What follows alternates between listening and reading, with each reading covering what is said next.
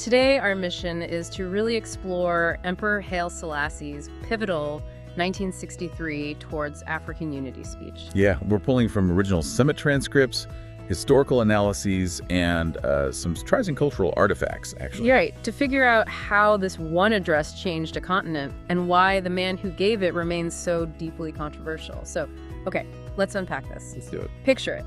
May 1963, Addis Ababa. Africa is rapidly decolonizing, which is an incredibly exciting time. But the continent is also completely split into these deep ideological factions. Very split. Selassie is standing at the podium looking out at 32 newly independent heads of state, and as he put it, the audience of world opinion. But how did he even begin to address a room that fractured? Well, that fracture is actually the whole key to understanding why his approach worked so well. I mean, the room was basically split into two camps. Right. On one side, you had the Casablanca group.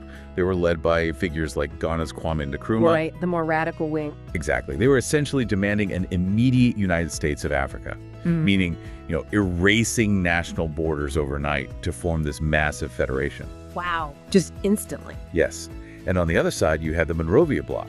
They favored a much slower, moderate approach where individual countries kept their sovereignty and just cooperated on trade and security. So you have one group wanting to instantly merge the continent and another wanting to take baby steps. Where did Selassie fit into that? He strategically positioned himself right in the middle as the neutral peacemaker. Ah, smart. Yeah, instead of picking a side, his messaging advocated for a gradual, step-by-step Pan-Africanism. He argued that a complete union just could not happen from one day to the next. It was exactly the pragmatic compromise the room needed to bridge those deep divides. He really was. He had such a memorable way of framing that argument, too. If you're looking for a key, quote, suitable for academic citation, this one really captures the ideology of the moment. Quote, Africa is today at mid-course, in transition from the Africa of yesterday to the Africa of tomorrow. And that transitional focus had a massive immediate political impact. How so? Well, that specific compromise he pitched in the speech literally birthed the Organization of African Unity, or the OAU. It became the foundational institution for continental cooperation. That is huge. Right. And his language was so universally powerful that it echoed way beyond political halls. It had huge long-term cultural implications. For example, his words advocating for the total destruction of systemic oppression directly inspired the lyrics to Bob Marley's famous song, War. Wait, Bob Marley's War is literally based on Selassie's speech? Almost word for word in some parts, yeah. That is incredible. So his global PR and diplomatic messaging were obviously a massive success. But did his actions back home actually match those soaring words? What's fascinating here is the absolute whiplash between his international speeches and his domestic policy. Oh boy. While Selassie preached liberation and unity abroad, his rule at home was fiercely centralized and authoritarian. So a complete contradiction. Completely. He forcibly annexed Eritrea, which was in direct violation of United Nations resolutions. He totally repressed demands for local autonomy from Ethiopia's diverse ethnic groups. That is rough. And perhaps most devastatingly, his regime remained officially indifferent to a catastrophic famine between 1972 and 1975. It cost hundreds of thousands of lives while the government just tried to hide the crisis from the world.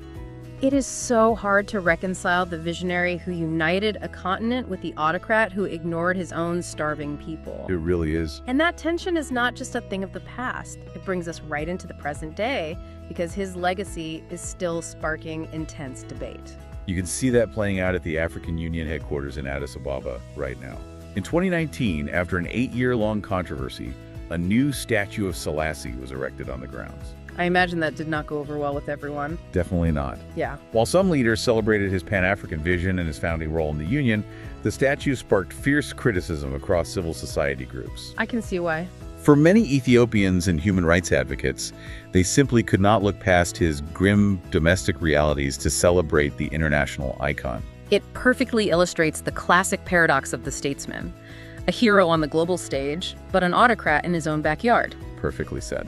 Selassie's story reminds us that historical figures rarely fit into neat boxes, and their legacies require us to hold multiple, often conflicting truths at the exact same time. Always. Which leaves you, our listener, with a pretty heavy question to ponder on your own.